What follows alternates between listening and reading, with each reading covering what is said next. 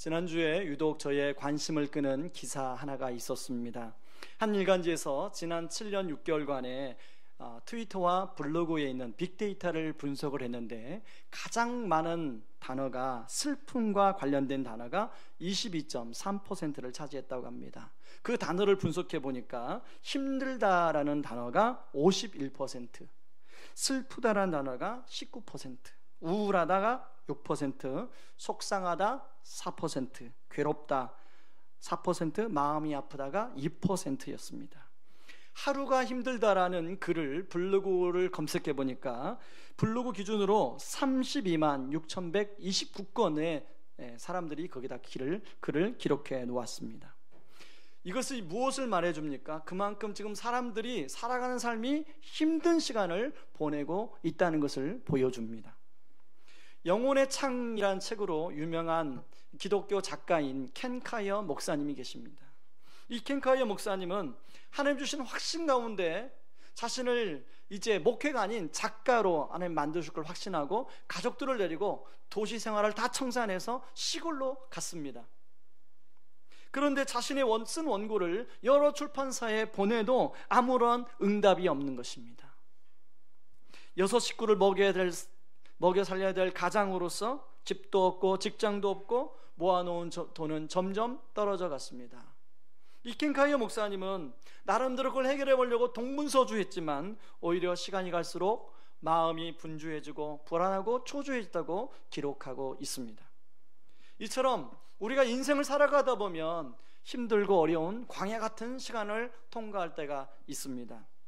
오늘 우리가 읽은 본문에 보면 바울과 바나바가 이제 1차 전도 여행의 마무리를 하는 그런 내용인데요, 이제 피시디의 안디옥에서 그리고 이고니온에서 루스드라에서 더베로 이제 복음을 전하는 내용을 오늘 다루고 있습니다. 자, 지난주 우리 13장 마지막에서 피시디의 안디옥에서 바울과 바나바가 복음을 전하다가 유대인들의 핍박 때문에 도망 나온 그런 내용을 우리가 살펴보았습니다. 이고니온으로 도망 나왔는데요, 이고니온에서 역시도 유대인들에게 복음을 전했지만 받아들이는 사람도 있었지만 또 핍박하는 사람이 있어서 결국은 이고니온에서 사람들이 돌로 치려고 하자 도망쳐 나옵니다. 도망간 곳이 루스드라 지역이에요. 루스드라는 원래 유대인이 살던 지역이 아니었습니다. 루스드라는 로마의 퇴역 군인들이 모여 살던 곳이기 때문에 유대인들이 없으니까 마음껏 이곳에서 복음을 전해도 좋겠다라고 생각을 했는데, 루스드라에서도 안디옥과 이고니온에서 온 유대인들이 루스드라에 있는 사람들을 충동해서 바나바를 돌로 칩니다. 그래서 거의 죽을 뻔한 상황에 놓이게 돼요. 그게 사도행전 14장 19절 내용입니다. 같이 한번 읽어볼까요? 유대인들이 안디옥과 이고니온에 와서 무리를 충동하니 그들이 돌로 바울을 쳐서 죽은 줄로 알고 시위로 끌어내린지라. 이처럼 바울은 복음을 전하러 가는 곳마다 유대인들의 강력한 저항과 핍박 때문에 어려움을 많이 겪었습니다. 나중에 디모데에게 지난 추억을 생각하면서 바울이 이렇게 얘기합니다. 디모데 후서 3장 11절, 박해를 받음과 고난과 또한 안디옥과 이고니온과 루스드라에서 당한 일과 어떤 박해를 받은 것을 내가 과연 보고 알았거니와 주께서 이 모든 것 가운데 나를 건지셨느니라. 바울은 이 피시디의 안디옥과 이고니온과 루스드라에서 당했던 일이 오래 상처가 됐던 것 같아요. 아마 바울은 이런 핍박을 받으면서 굉장히 힘든 시간을 보냈을 것입니다. 이처럼 바울이 복음을 전하면서 이제 어려움을 겪으면서 힘든 시간을 보냈던 바울이 다시금 더베에서 이제 복음을 전했던 루스드라, 이고니온, 피시디의 안디옥으로 돌아갑니다. 그러면서 뭐라고 얘기하냐면 그 지역에서 복음을 전했던 형제들을 향해서 사도행전 14장 22절에 이렇게 얘기합니다. 같이 한번 읽어보겠습니다. 제자들의 마음을 굳게 하여 이 믿음에 머물러 있으라 권하고 또 우리가 하나님 나라에 들어가려면 많은 환난을 겪어야 할 것이라 하고, 여기 믿음에 머물러 있으라 이 말은 엠마누란 말로 믿음을 잘 지켜라, 믿음을 지키지 않으면 믿음을 빼앗길 수 있고 믿음에서 흔들 수 있고 믿음에서 떠날 수 있다는 이야기를 하고 있습니다. 왜냐하면 본인이 복음을 증거하면서 겪었던 어려움을 겪어보니 혹시나 자신들이 복음을 전했던 사람들이 믿음에서 떠날까 바울은 염려가 되었던 것입니다. 이 말씀을 제가 묵상하고 준비하는데요, 지난주 중에 여수 앞바다에서 좌초된 우리나라 유일한 범선이 제 머릿속에 떠올랐습니다. 사진을 한번 보여주시죠. 저 배 이름이 코리아나호인데요, 코리아나호, 우리나라의 이 범선, 이제 바람에 의해서 가는 배, 유일한 배입니다. 저기 38명이 탔는데요, 동호회 회원들이 탔다고 그래요. 저는 저 배가, 저 동호회 회원들이 저 배를 여러 번 탔을 텐데 저 배를 타면서 과연 좌초될 줄 알았을까? 아무도 아마 이 배가 좌초될 줄 몰랐을 것입니다. 근데 암초에 걸려서 좌초가 되었어요. 제가 저 배가 떠올랐던 건 뭐냐면, 우리가 믿음 생활하는데 우리 역시도 암초 같은 그런 것들을 만나면 우리도 좌초가 될 수 있다는 것입니다. 바울은 자기가 복음을 전했던 형제들이, 이제 예수를 영접하고 이제 복음을 믿기로 한 형제들이 믿음에 좌초될까 봐 염려스러워 마음을 굳게 하고 믿음에 머물러 있으라고 권면하고 있더라는 것입니다. 지난주에 이제 함께 한 달에 한 번씩 모이는 목사님들 모임에 갔습니다. 그 목사님들 모이면 그때그때마다 주제가 있어요. 이번에 주제는 신앙생활 잘했던 사람들이 이렇게 믿음을 지키지 못하고 믿음을 떠나버린 사람들에 대한 구원 문제, 그 사람들 과연 구원받은 사람인가, 이게 화제가 되었습니다. 이 얘기 주제가 됐어요. 그랬더니 어떤 한 목사님이 자기가 청년 때 아주 신실한 형제가 있었는데요, 그 형제가 이제 공부를 해서 전문의가 됐답니다. 그런데 가정이 있는 형제였는데 전문의가 돼서 그 병원에서 아리따운 다른 의사 선생님을 만나가지고 가정을 버렸대요. 가정만 버린 게 아니라 신앙을 버렸대요.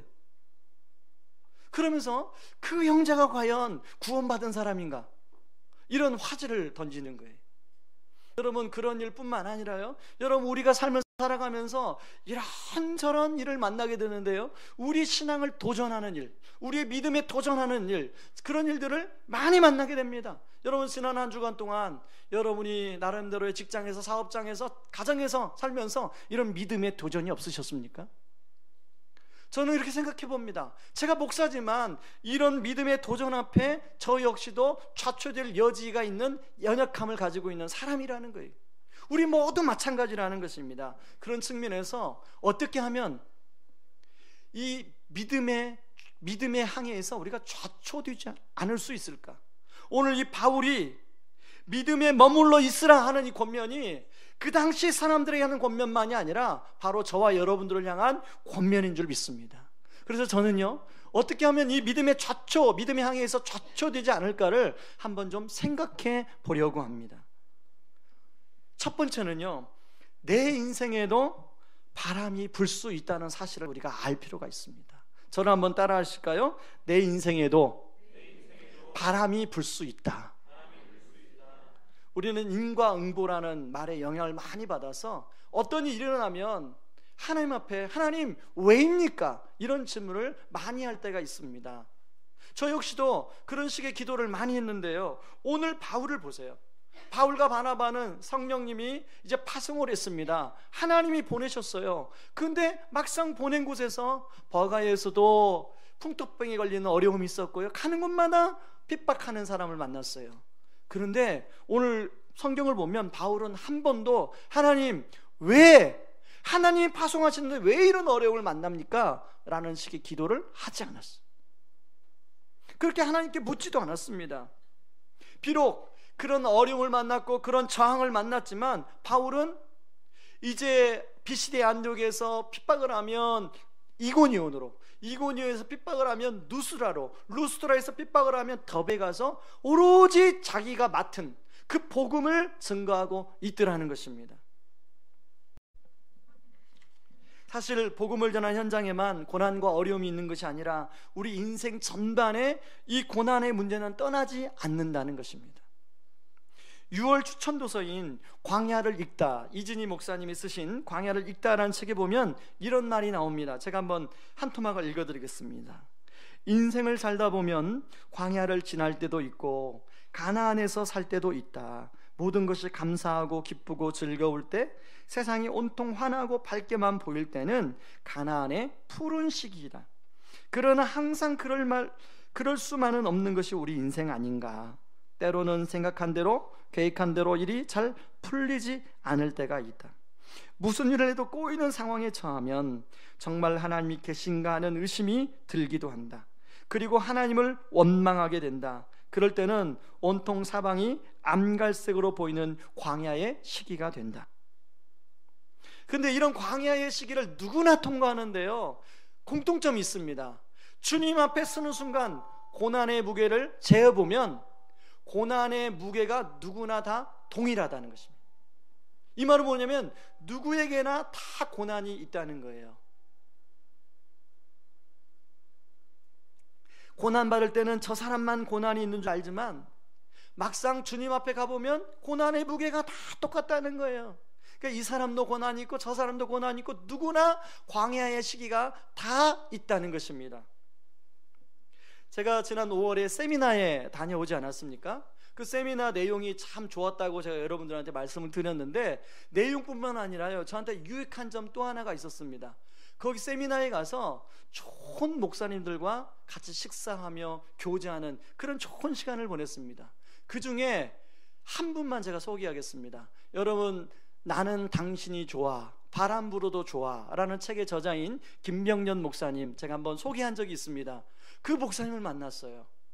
근데 이 목사님이요, 5월 초인데도 옷을 겨울마이를 입고 오셨어요. 이 목사님은 아내가 지금 식물인간이 되어서 누워 있습니다. 10년째.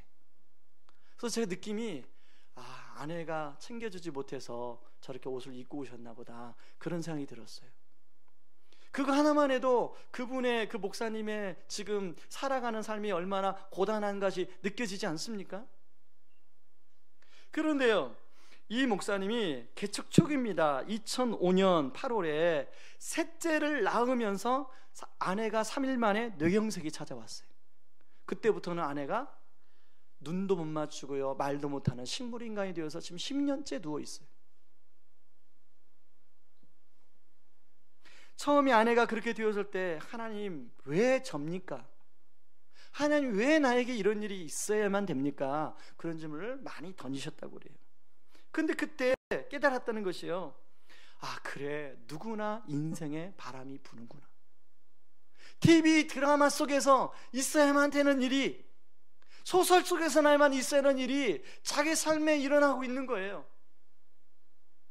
그는 바람이 불어 힘들지만 아내를 간호하며 새 아이들과 나름대로 행복하게 살아가고 있습니다.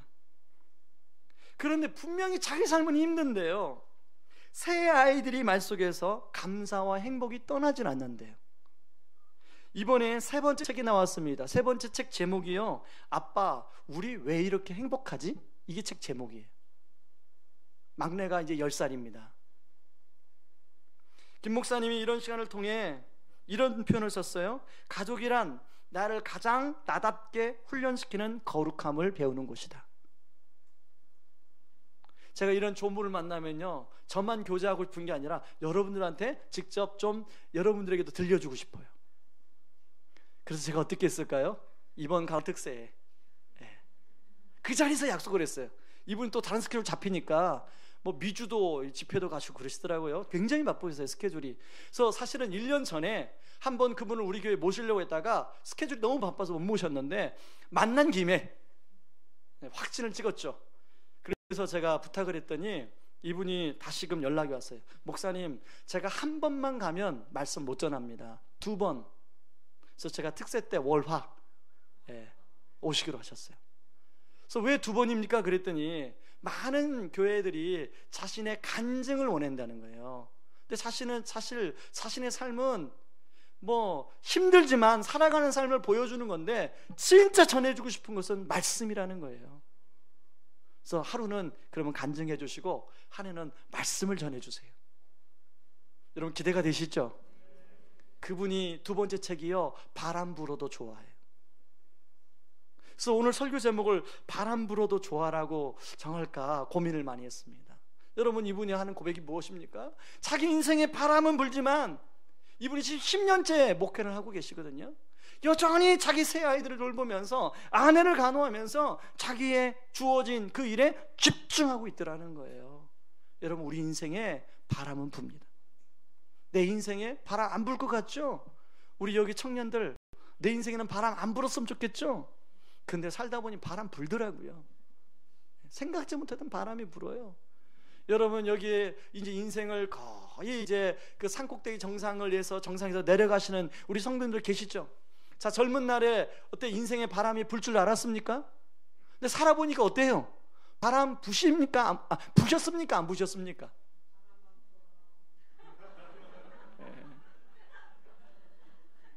그게 인생입니다.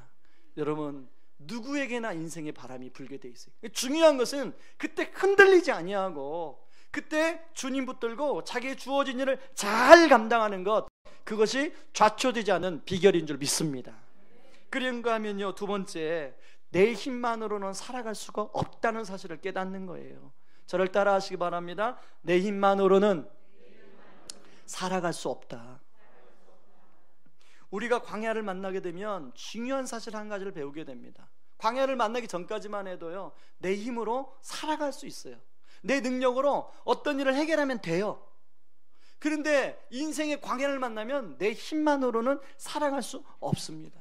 오늘 3절은 그걸 잘 보여주는데요, 바울이 이고니온에서 열심히 복음을 전했어요. 근데 그 반응을, 어떤 반응을 보이냐면 2절에 보면, 그러나 순종하지 아니하는 유대인들이 이방인들의 마음을 선동하여 형제들에게 악감을 품게 하거늘. 여기서 말하는 형제들은 누구냐면 바울이 이고니온에서 복음을 전해서 마음을 연 사람들을 말해요. 근데 유대인들이 그 마음을 연 사람들에게 바울에 대한 나쁜 감정을 품게 해서 그들로 하여금 바울을 핍박하도록 하고 있더라는 거예요. 자, 그런데요, 3절 바울의 태도를 보세요. 2절과 3절 사이에는, 이 3절 앞에는 중요한 전치사가 빠졌는데요, 그러므로라는 전치사가 빠졌어요. 그러므로 두 사도가 오래 있어 주를 힘입어 담대히 말하니.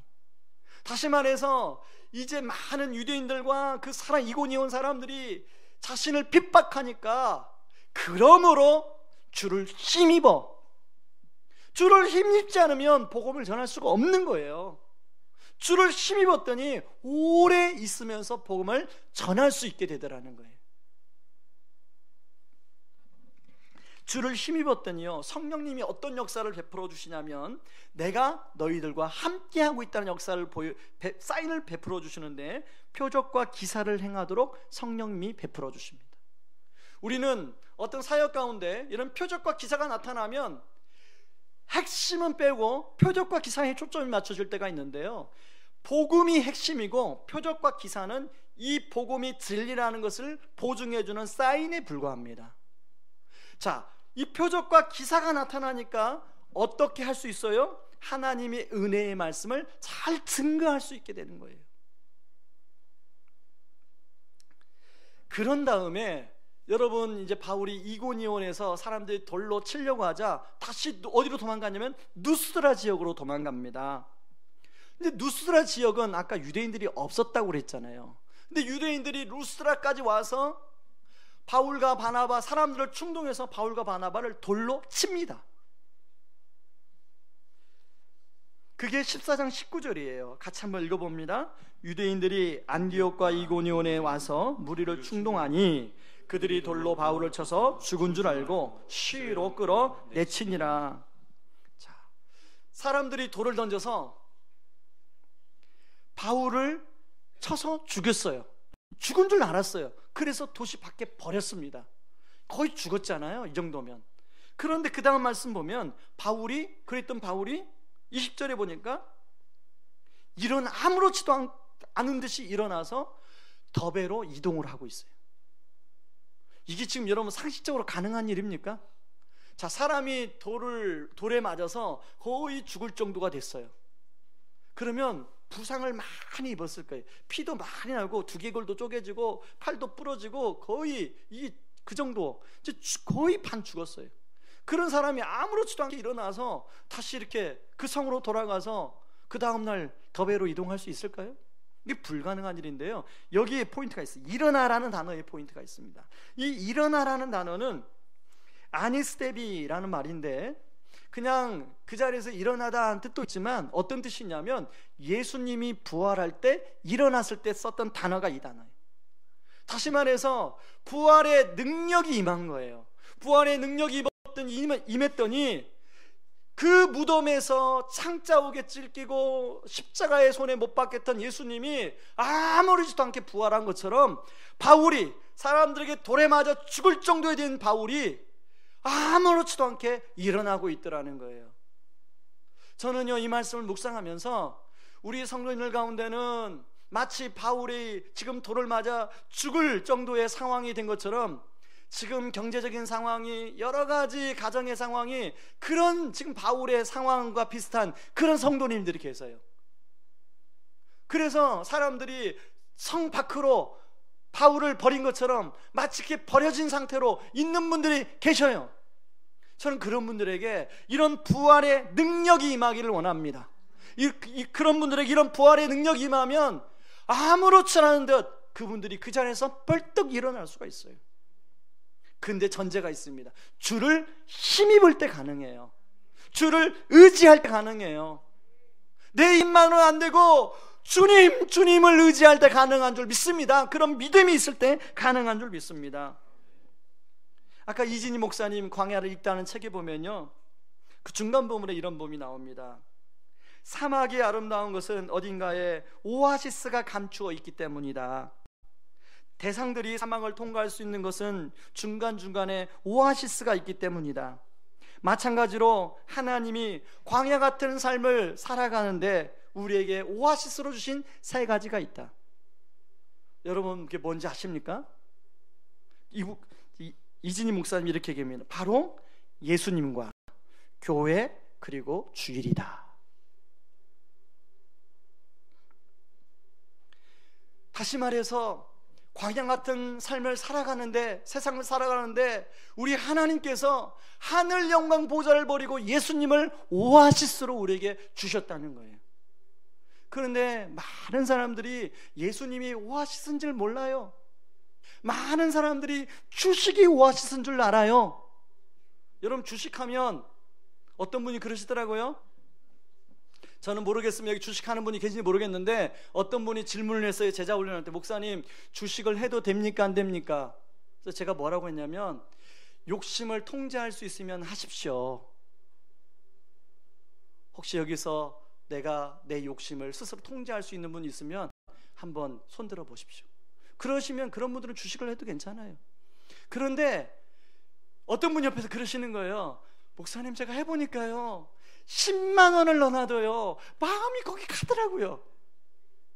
욕심이 통제가 안 되는 거죠. 어떤 분은 다른 것이 오아시스인 줄 알아요. 그런데 우리 삶의 오아시스가 누구라고요? 예수님이 오아시스예요. 여러분, 그 대상들이 사막을 통과할 때는 그 오아시스가 있는 곳을, 길을 따라 사막을 통과해요. 반드시 이 오아시스를 먹어야만이 사막을 통과할 수가 있는 거예요. 그러므로 우리가 인생을 살아갈 때는 이 예수님이라는 오아시스를 먹어야 되는 거예요. 여러분, 예수님이라는 오아시스를 드시기 바랍니다. 그런데 예수님이라는 오아시스를 먹으려면 하나님이 어디에서 먹도록 했냐면 교회를 허락하셨어요. 교회 허락하셨다고 동의하잖아요. 네. 그런데요, 오늘날 사탄이 이 교회를 통해서, 그런 오아시스 같은 교회를 통해서 이상한 물을 타가지고 사람들이 자꾸 교회에 대해서 실망하게 해요. 그런데 여러분, 그 오아시스에 실망한 사람은 어떤 데에서 회복이 되냐면 진짜 원래 제대로 된 오아시스를 만나면 회복이 되는 거예요. 여러분, 이 오아시스에서 실망했다고 그 다음 오아시스를 의심하고 물을 안 먹으면 그 사람은 광야를 통과하다가 죽습니다. 저는 여러분들이 이 교회라는 오아시스에서 우리의 예수님이 주시기를 원하시는 풍성한 은혜를 누리실 수 있기를 바랍니다. 그런데 어떤 분은요, 제가 보는 견지에서는 그래요. 저는 모든 성도님들이 이 교회라는 오아시스를 통해서 하나님이 주시기를 원하시는 것이 이 가득 찬 물에 비유한다면, 어떤 분은 조금 마시는 분이 계시고 어떤 분들은 마음껏 마시는 분이 계세요. 저는 목사로서 모든 성도님들이 그 물을 마음껏 마셨으면 좋겠어요. 여러분, 우리 교회가 이제 대회가 있고요, 소그룹 다락방이 있습니다.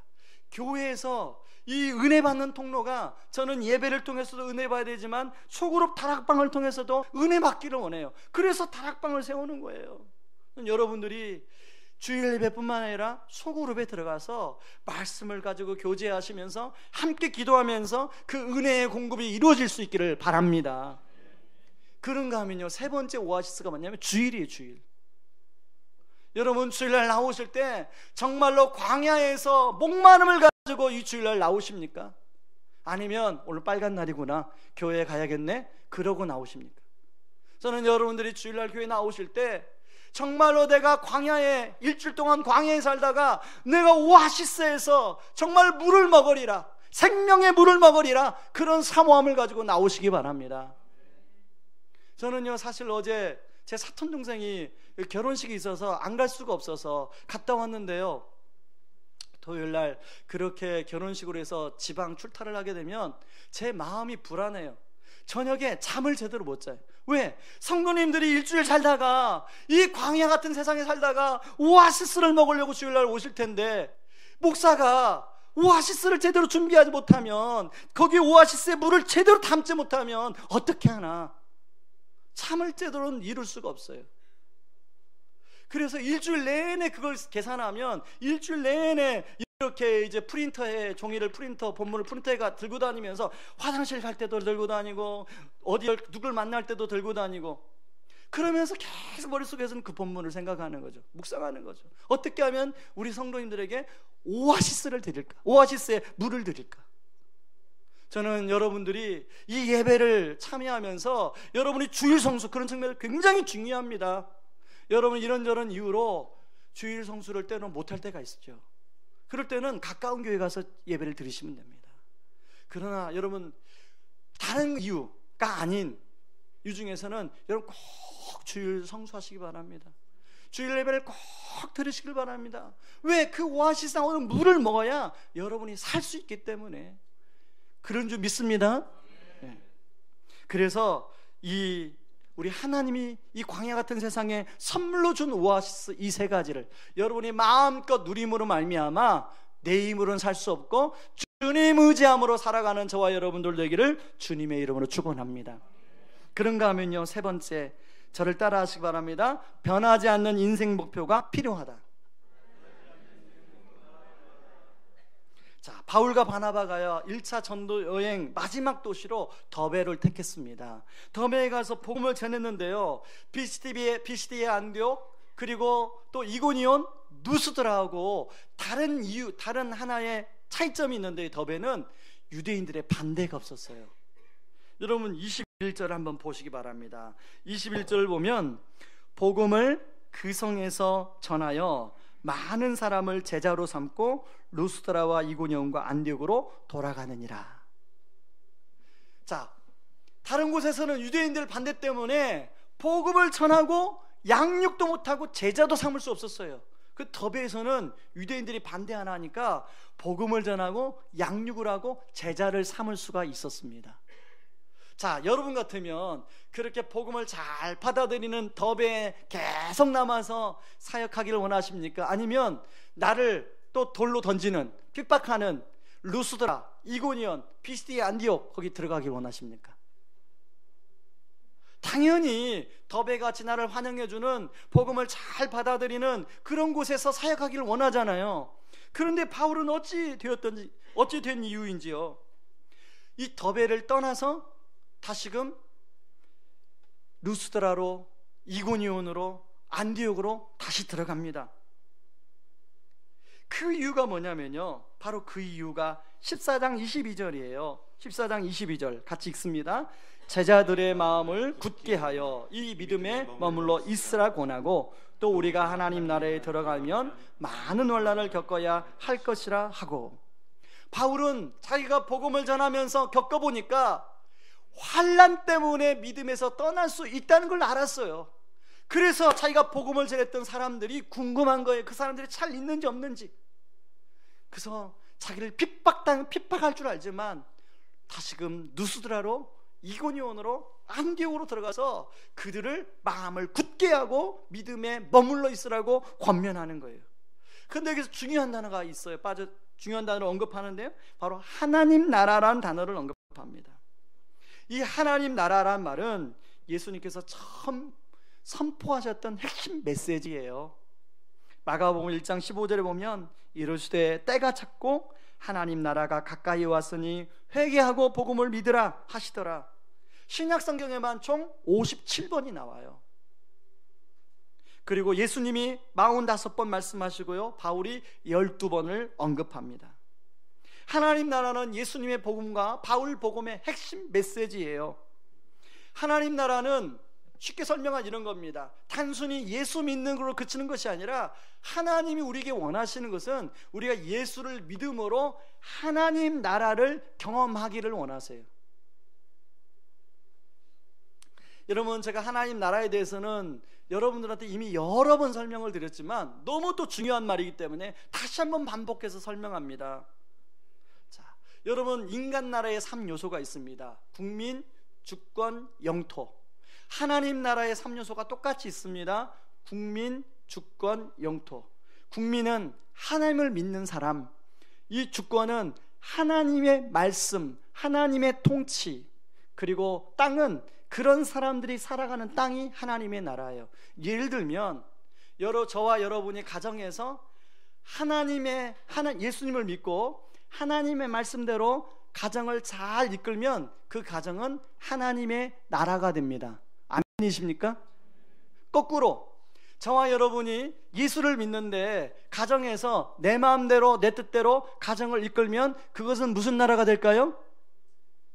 인간 나라가 됩니다. 자, 인간 나라가 되면 나머지 가족 구성원들은 어떨까요? 굉장히 힘들어지고 피곤해집니다. 지금 안 믿는 사람들이 한국교회를 향해서 비난하는 이유가 뭐냐면 예수를 믿는다고 하면서 인간의 욕심대로 교회를 이끌어가는 그런 모습 때문에 힘들어하는 거 아닙니까? 여러분, 교회도요, 예수 믿는 목사가 자기 뜻대로 교회를 이끌면 그 교회는 무슨 나라가 이루어질까요? 인간 나라가 이루어지는 거예요. 교회도 별 수 없어요. 그러므로 우리가 그 사람들이 비난한다고 뭐라고 할 게 아니라 우리가 해야 할 일은 우리 교회가 하나님의 제대로 통치가 이루어지는 나라가 되도록 저도 노력하고 여러분들도 노력하는 거예요. 여러분, 교회 안에서 빈부의 차이, 높고 낮음의 차이 없어야 되잖아요. 인간적인 걸 자랑해서는 안 되잖아요. 인간적인 걸 내세워서는 안 되잖아요. 그런 걸 내세우고 그런 것이 허용되는 교회 문화가 이루어지면 사람들은 그건 인간 나라지 하나님 나라가 아니라고 얘기해요. 하나님 나라는 그런 나라가 아니에요. 인간적인 건 교회에서 내세우지 않아요. 뭘 내세워야 됩니까? 예수 그리스도만이 드러나야 돼요. 가장 높으신 분은 예수 그리스도가 돼야 돼요. 우리는 가장 낮게 섬겨야 되는 거예요. 그래야 교회가 하나님 나라가 되는 거죠. 저는 우리 교회가 지금도 그랬지만 앞으로도 우리 교회가 하나님 나라가 우리 교회 안에서 먼저 이루어지기를 바랍니다. 여러분, 직장도 마찬가지예요. 지난주에요, 제가 한 성도님한테 이 얘기를 들었습니다. 이 성도님에게 최근에 하나님의 은혜가 임한 거예요. 예전에는 직원이 어떤 일을 하다가 불량 나면 그 불량 난 게 너무 아까워서 그 직원을 훈계하고 직원을 막 나무라고 그랬는데 하나님의 은혜가 임하니까요, 그 직원이 불량 난 것보다도 그 직원이 너무 귀하게 보이는 거예요. 그랬더니 하나님의 은혜가 임하니까 자기의 입에서 이분 성도님의 입에서 나오는 말이 달라지더라는 거예요. 말이 달라지니까 이 직원이 분량을 내고서도 기쁘게 일하더라는 거예요. 자, 이 직원은 말이 달라졌는데 본인이 불량낸 사실에 대한 이 미안한 마음을 가졌을까요? 안 가졌을까요? 가졌죠. 다음 회도 더 조심하죠. 이 직원이. 회사의 분위기가 바꿔지더라는 거예요. 제가 진짠가 아닌가를 그래서 그 아드님한테 물어봤죠. 아버님이 그렇게 얘기하던데 맞냐고. 그랬더니요, 그 아드님이 하는 얘기가 우리 아빠가 완전히 달라진 건 아닌데요, 이제 진짜 달라지고 있어요. 믿으십니까? 네. 하나님 나라가 임하면 여러분 가정이 바뀌고 직장이 바뀌고 일의 삶의 현장이 바뀌는 거예요. 저는 저와 여러분을 통해서 이런 하나님 나라가 이루어지길 원합니다. 우리가 예수 믿는 이유, 바로 하나님 나라가 우리 안에 이루어지기를 원하시는 하나님의 뜻이에요. 바로 바울은요, 이 하나님 나라가 이루어지기를 위해서 비록 자기를 핍박하는 유대인들이 시퍼렇게 눈뜨고 있었지만 다시금 누스드라로, 이고니온으로, 비시디 안디옥으로 들어가는 거예요. 왜? 그게 바울의 꿈이니까, 바울의 인생 목표니까. 인생 목표, 흔들리지 않는, 변화되지 않는 인생 목표니까 어려움이 있을지라도 이건 흔들리지 않는 거예요. 그런 측면에서요, 여러분의 인생 비전은 무엇입니까? 여러분의 인생의 목표는 무엇입니까? 여러분이 원하는, 눈에 보이는 어떤 목표, 그걸 이루면 여러분의 인생 목표가 사라져요. 우리 젊은이들, 청년들에게 묻습니다. 여러분의 인생 목표가 무엇입니까? 좋은 형제, 좋은 자매 만나서 알콩달콩 행복한 가정 이루는 것, 이게 인생 목표라고 누가 그러더라고요. 그런데 그건 불가능합니다.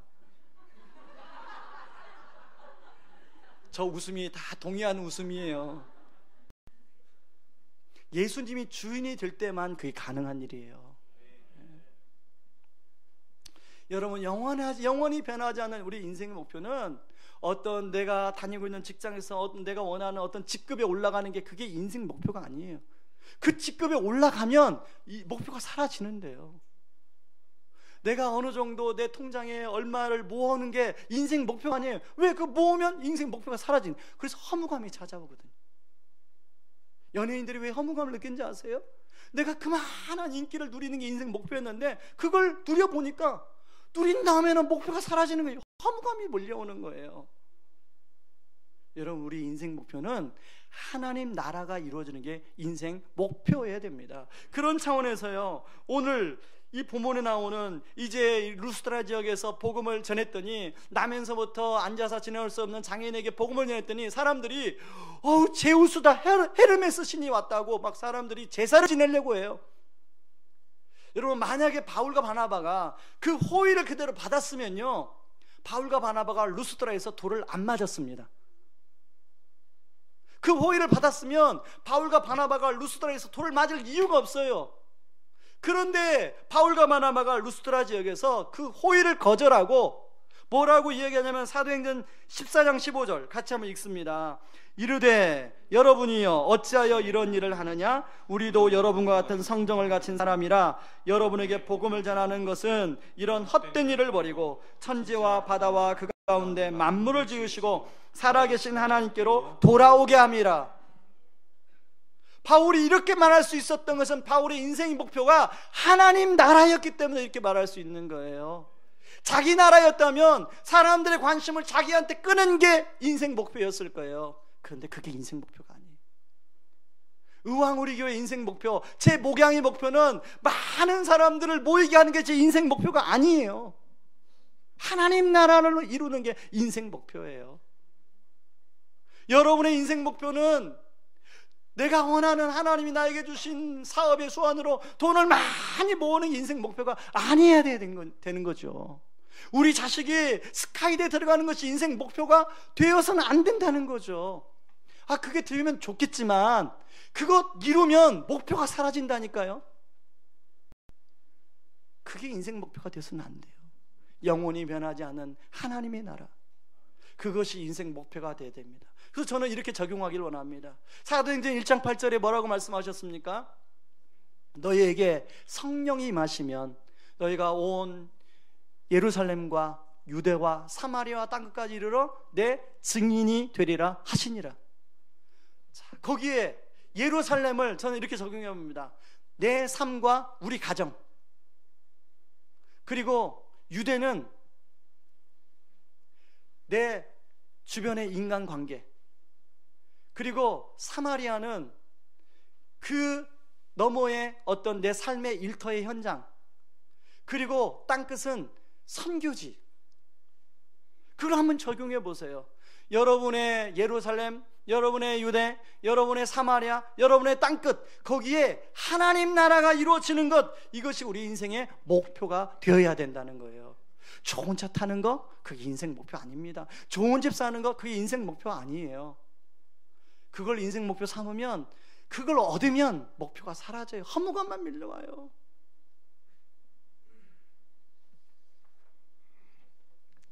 그러므로 우리를 통해서 성령님이 우리에게 원하시는 것, 성령님이 우리에게 원하시는 그 하나님 나라가 우리를 통해서 이루어지고 우리를 통해서 확장되기를 주의 이름으로 축원합니다.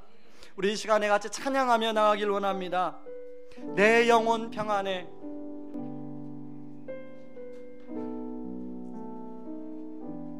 여러분, 오늘 우리는 말씀을 통해서 우리 누구나 인생에 바람이 불 수 있다고 우리가 말씀을 통해 묵상했습니다.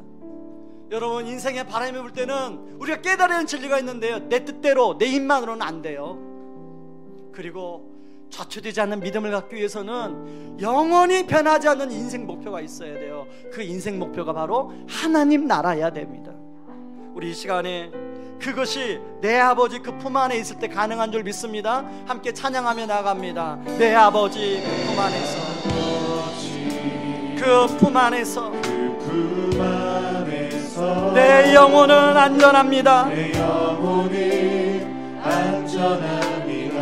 주 손길로 내 삶을 나누시니 그 평강이 나를 덮습니다. 나 비록 넘어지며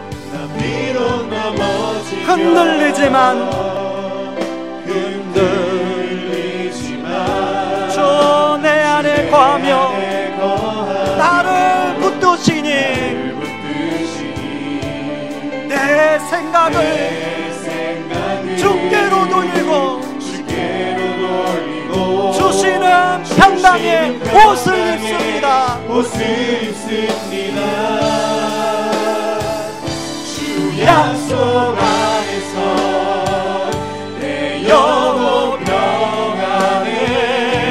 내 뜻보다 크신 주님의 계획 나 신뢰해. 두려움 다 내려놓고 주님 안 의지해. 주 안에서 내 영혼 안전합니다. 여러분, 지난주에 어떤 인생의 바람이 여러분에 불었습니까?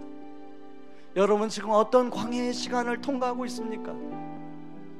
여러분의 인생의 목표가 분명합니까? 그 여러분의 지금 목표 삼았는 인생 목표는 사라지지 않는 인생 목표입니까?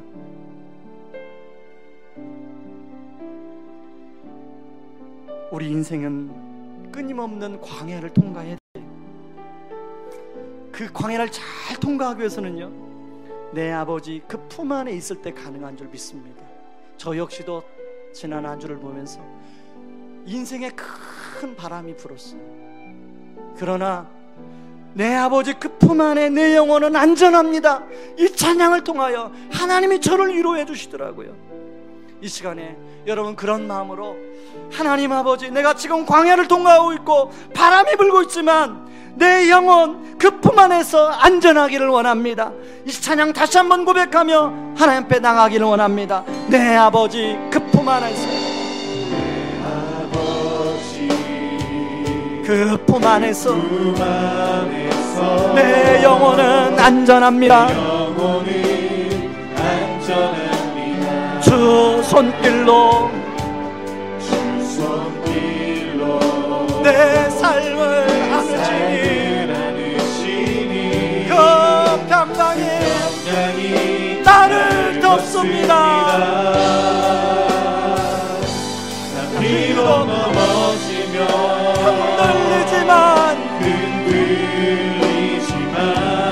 주 내 안에 거하며 나를 붙드시리. 내 생각을 주께로 돌리고 주시는 평강에 옷을 입습니다. 약속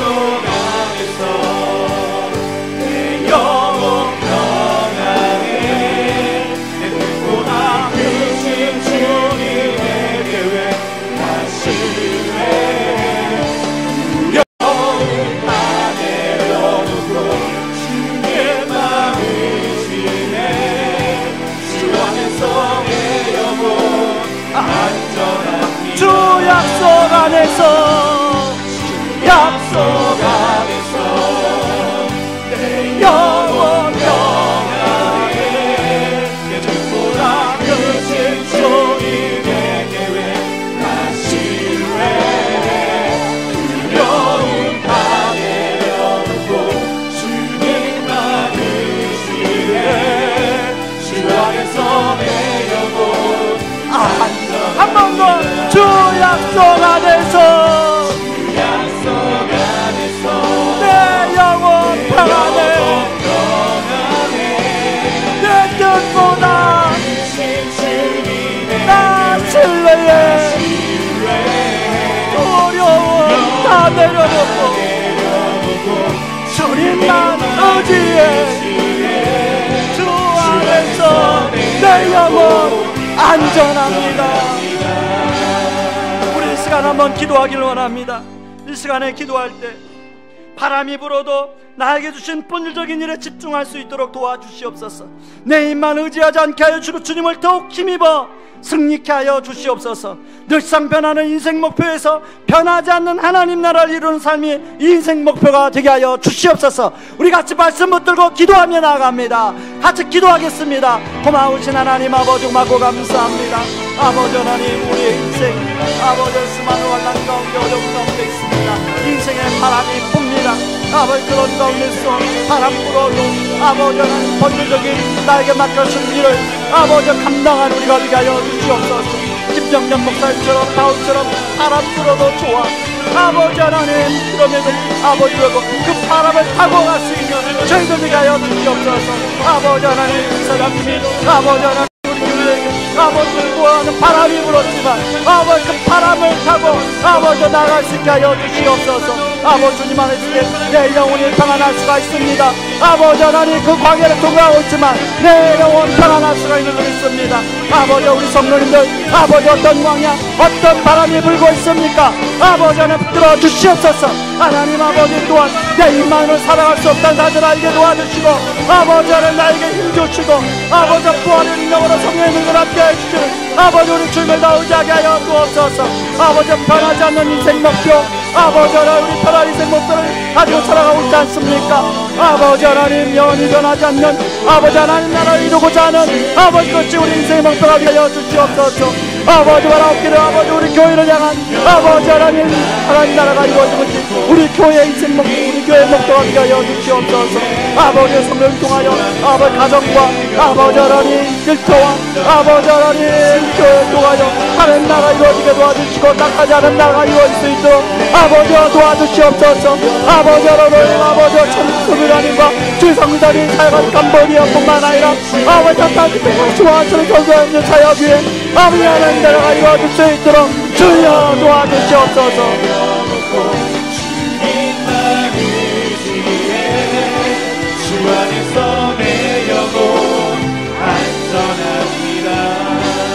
주 약속 안에서 내 영혼 평안해. 내 뜻보다 나 신뢰해. 영혼 다 내려놓고 주님만 의지해. 주 안에서 내 영혼 안전합니다. 하나님 아버지 그렇습니다. 주 약속 안에서 내 영혼 평안해. 내 뜻보다 크신 주님의 계획 나 신뢰해. 두려움 다 내려놓고 주님만 의지해. 주 안에서 내 영혼 안전합니다. 하나님, 이 찬양의 고백이 하나님 우리 입술의 고백으로 하나님께 올려드렸는데, 하나님 우리 삶의 고백으로 주님께 올려드리기를 원합니다. 하나님, 우리 인생엔 바람이 언제든 불 수 있습니다. 그런 바람 부는 우리 인생 속에서 하나님 바울처럼 하나님 맡겨준 데 집중할 수 있도록 도와주시고, 하나님 흔들리지 않도록 붙들어 주시옵소서. 하나님, 바람이 불 때마다 내 힘만 의지하는 것이 아니라 주를 힘입고 주를 의지할 때 성령의 능력으로, 부활의 능력으로 우리를 일으켜 주시고 함께 해주시는 주님을 신뢰하며 나가게 하여 주시옵소서. 늘상 변하는 인생의 목표에서 영원히 변하지 않는 하나님 나라를 이루는 것을 우리 인생의 목표로 삼게 하여 주시고, 우리가 하나님 나라를 이루어 갈 때 하나님이 함께 해주시는 은혜를 우리 모두가 누릴 수 있도록 도와주시옵소서. 지금은 우리를 죄에서 구원하시기 위해 자신을 친히 십자가에 내어주신 그 크신 우리 주 그리스도의 은혜와 아들을 내어주면서까지 우리를 사랑하신 하나님의 다함없는 사랑하심과 지금도 우리를 위하여 친히 기도해 주시고 동행하여 주시는 성령님의 은혜가 내 인생에 바람이 불어도 번절적인 일에 집중하며 우리 주님을 더욱 의지하고 변하지 않는 하나님 나라를 인생 목표로 살아가기로 원하는 모든 성도님들의 삶 위에 이제로부터 영원토록 함께하기를 주의 이름으로 축원하옵나이다. 아멘.